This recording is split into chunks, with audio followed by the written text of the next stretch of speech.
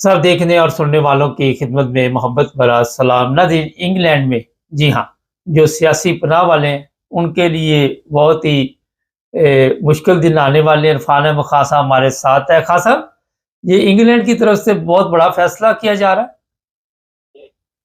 देखें, अभी फैसला हुकूमत ने तो कर लिया है, लेकिन अभी इसकी अनाउंसमेंट नहीं की। 17 नवंबर को जो हम शबाना महमूद साहब है, आपकी सेक्रेटरी दाखिला, वो उसकी तफसील जो है आगाह करेंगी। लेकिन जो फैसला हुआ है, जिसकी हेडलाइन से पता लग रही है, वो ये है कि भाई इंग्लैंड में इस साल 37,000 आदमी अब तक समुद्र क्रॉस करके आ चुके हैं। और जितनी भी पॉलिसीज अब तक बनाई गई थी लोगों को बाहर निकालने की, रवांडा में रखने की, वो सब नाकाम रही है। तो इसलिए अब उन्होंने ये फैसला किया है कि भाई जो पहले उन्होंने मुद्दत रखी हुई थी कि अगर आप असाइलम अप्लाई करें तो 5 साल तक आपके पास मुद्दत थी कि जिसके दौरान आपके केस का वो फैसला करते थे कि हाँ, आपको असाइलम आपका फर्दर चलना चाहिए, नहीं चलना चाहिए। और उसके बाद फिर वो मजीद 5 साल या मुद्दत थी जिसमें उसका फैसला होना जरूरी हो जाता था कि भाई विद इन दिस टाइम फैसला कर दिया जाएगा। अब उस मुद्दत को कम कर दिया है, 5 साल की बजाय 30 माह कर दिया है। 30 माह के अंदर बंदे को बता देंगे कि भाई आपका केस चलेगा आगे या नहीं चलेगा।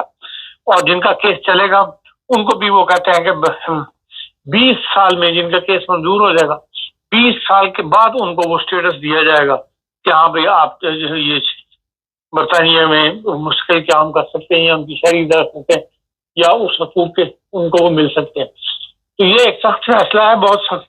तो इसके खिलाफ यकीनन आवाजें भी उठेंगी, लेकिन बरतानिया की बाकी सिचुएशन ऐसी हो चुकी है कि वो ओवरबर्डन है अपने इमिग्रेशन के लिहाज से भी और असाइलम सीकर के लिहाज से भी। तो उसको डका जिसे कहते हैं बैरियर लगाने के लिए उन्होंने लाजमी कदम उठाया है।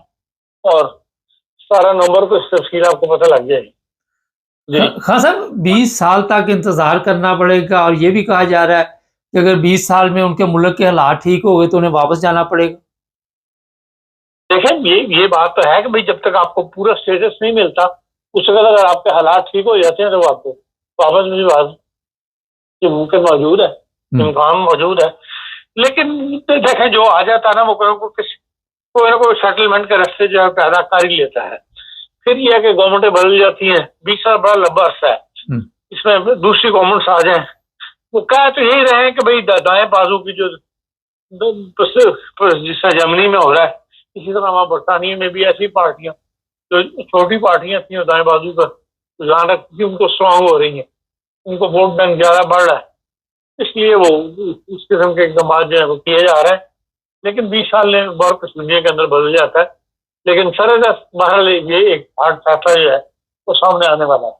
जब ये शबाना महमूद मिनिस्टर बनी तो लोगों ने बड़ी उम्मीदें लगाई हुई थी, मगर अब लोग मायूस होते जा रहे हैं क्योंकि पाकिस्तानी तो ये समझ रहे थे कि पता नहीं अब पूरे पाकिस्तान को ये सूरत कोई ना कोई मिल जाएगी। क्या देखते हैं? जो लोग सियासत से वास्ते हैं वो जानते हैं, ये पहले भी रह चुकी हैं सेक्रेटरी, और इनका रवैया कभी भी वैसा नहीं रहा जैसा कि दूसरे लॉर्ड कुर्बान का है या वो जो आजाद कश्मीर के थे नजीर साहब, वो कैफियत नहीं है। हमेशा हार्ड लाइन रही है पाकिस्तान के मामले में भी, और खुलकर मुखालफत करती रही है। जो कुछ पाकिस्तानी सोसाइटी के पाकिस्तानी मजहब के नाम पर लंदन में जो कुछ हंगामे किए जाते हैं उसके वो हमेशा खिलाफ रही है और खुल के बोलती रही है।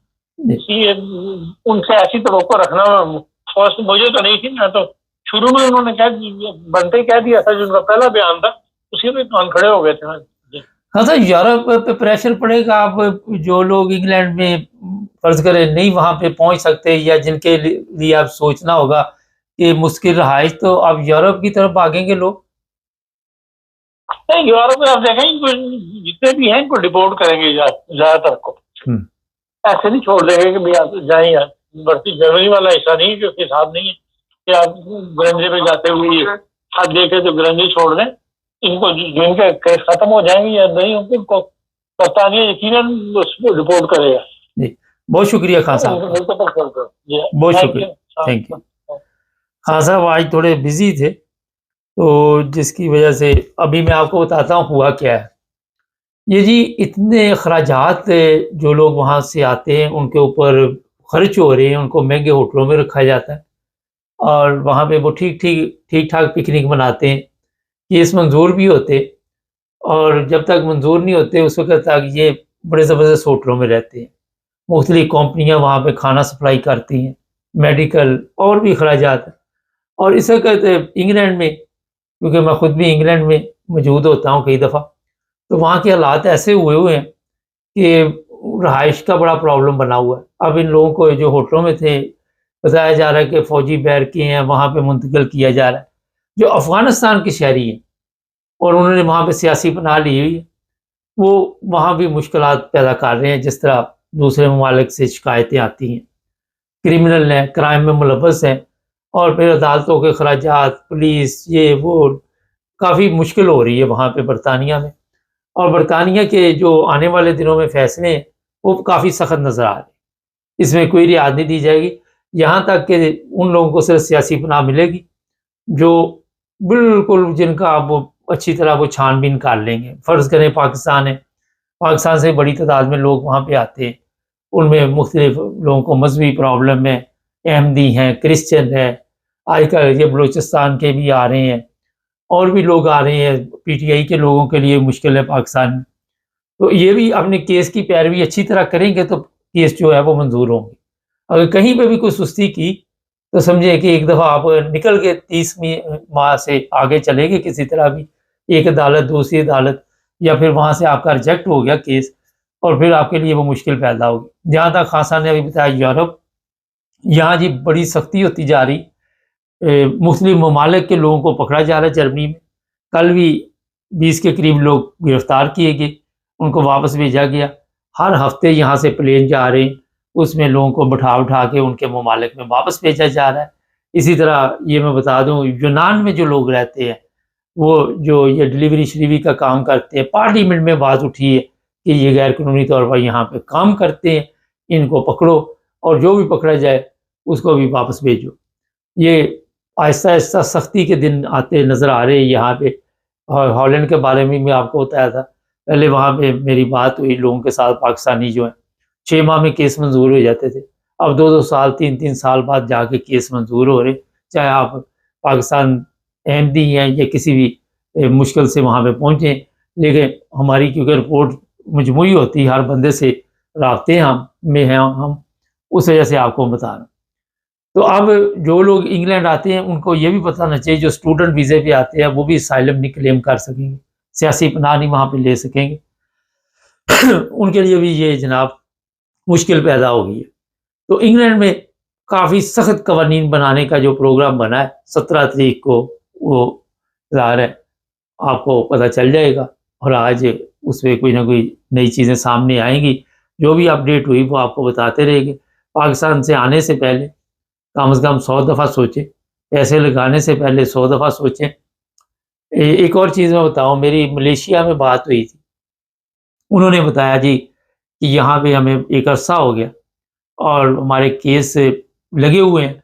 ये अमेरिकन प्रेसिडेंट जो ट्रम्प है उसके आने की वजह से कई फैमिलियाँ जो है दुबई से वापस गई हैं और वो बेचारे सारे उनके ख्वाब जो थे वो चकनाचूर हो गया। अब पता नहीं कितनी देर उन्हें क्यू में लगना पड़ेगा।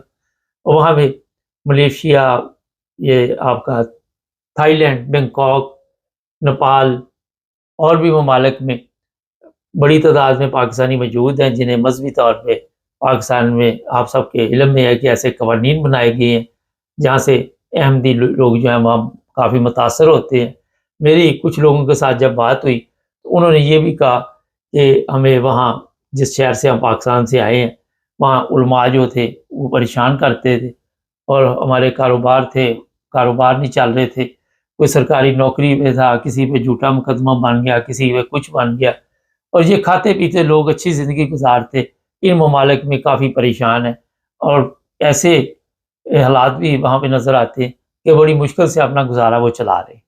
बड़ी मेहनत के साथ जदोजहद कर रहे हैं, लेकिन जिस जैसे ही इंटरनेशनल तौर पे जिस तरह अमेरिका ने आके ऐलान कर दिया, लोगों के लिए वहाँ से फिर मुश्किल खबरें आनी शुरू हुई और लोग जो है बेचारे परेशान हैं वहाँ और बड़ी तादाद में। मेरी इत्तला के मुताबिक कोई 3000 लोग बैंकॉक में हैं और मलेशिया में बड़ी तादाद में पाकिस्तानी। फिर ये आपका नेपाल जो है, वहाँ पे एक और मुश्किल है, जिन लोगों के केस मंजूर हुए हैं जो आगे जाना चाहते हैं, वो वहाँ पे अगर ओवर स्टे हो जाते हैं तो उन्हें जुर्माना देना पड़ेगा, वो लाखों के हिसाब से बनता है। पिछले दिनों मुझे किसी ने पूछा था कि वो जुर्माने माफ़ हो गए हैं, लेकिन अभी तक हमारे पास कोई इतला नहीं कि वो जुर्माने माफ़ हुए हैं या नहीं हुए। ये मैं इंटरनेशनल हालात आपको बता रहा हूँ।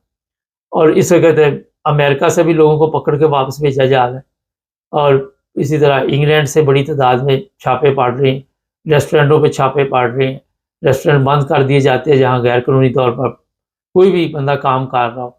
इसी तरह जर्मनी में सोल, यहाँ का कस्टम जो है वो हर जगह पे छाया हुआ है और खलबली मचाई हुई है। कहीं ना कहीं आए दिन हमारे पास खबर होती है कि वहाँ पे आज दौड़ें लगी हैं, लोगों को पकड़ दकड़ का काम शुरू हुआ है।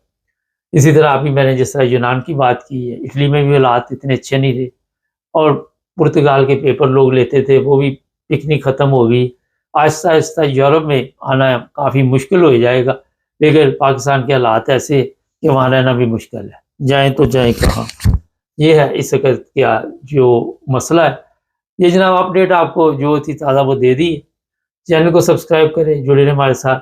इसमें एक चीज़ देखें, अगर कोई चैरिटी, कोई ऐसे इंसानी हकूक़ के अदारे हैं, तो वो ऐसे लोगों की मदद करे। जिस तरह मैंने 3-4 ममालिक के नाम लिए, मलेशिया, ये आपका बैंकॉक, थाईलैंड, और ये नेपाल, श्रीलंका भी शामिल कर लें। तो कोई है इसमें तो उन्हें फौरी तौर पर हरकत में आना चाहिए, ऐसे लोगों की हेल्प करनी चाहिए। यूएनओ में ज़ाहिर केस लगे हुए हैं, और अजीबो-गरीब वहाँ की भी कहानियाँ हैं, और एक की अलहदा होती है, दूसरे की अलहदा होती है। खैर, जुड़े रहें हमारे साथ।